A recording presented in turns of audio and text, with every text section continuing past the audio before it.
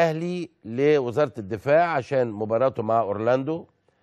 اولا الاتحاد الافريقي رفض تاجيل المباراه من يوم 4 اغسطس ليوم 9 اغسطس، رفض. اذا الاهلي هيلعب في رمضان. الاهلي قال لك استحاله العب في الجونه تاني في عز الحر وماتشي مع الزمالك، احنا كنا قادرين نلعب ولا هم قادرين يلعبوا من الصيام ومن الحر ومن الرطوبه ومن الكلام ده كله.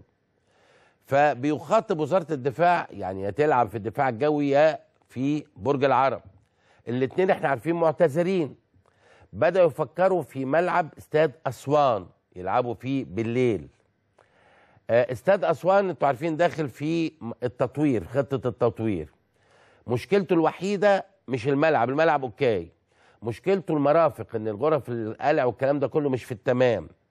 الاهلي بيقول ما فيش مشكلة، بس المهم الاتحاد الافريقي يوافق لان في فريق اخر ضيف.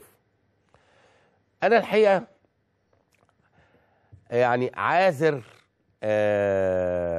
الجيش ان هو بيعتذر في الظروف دي، لكن خلينا الحقيقه نناشد. طبعا المباراه اساسا بدون جمهور لانه الاهلي واخد عقوبه مباراتين بدون جمهور، فاوريدي ما فيش جمهور. الشباب بتاع النادي الاهلي المشجعين مش هيروحوا. فخلينا نناشد برج العرب، يعني هيبقى افضل من الدفاع الجوي امنيا. الدفاع الجوي برضه في القاهره والحكايه والروايه، ما احنا مش عارفين لغايه 4 اغسطس الدنيا هيبقى فيها ايه.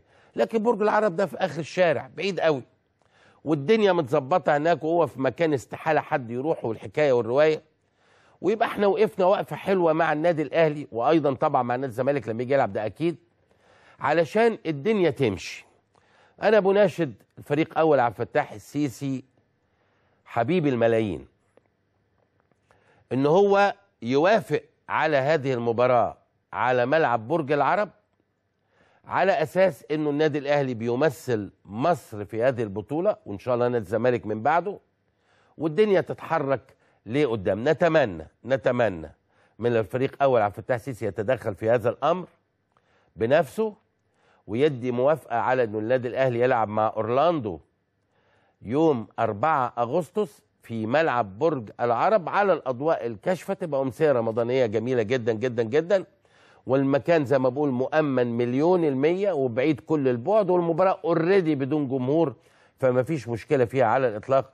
يعني نتمنى من سياده الفريق اول تبني هذا الموقف باذن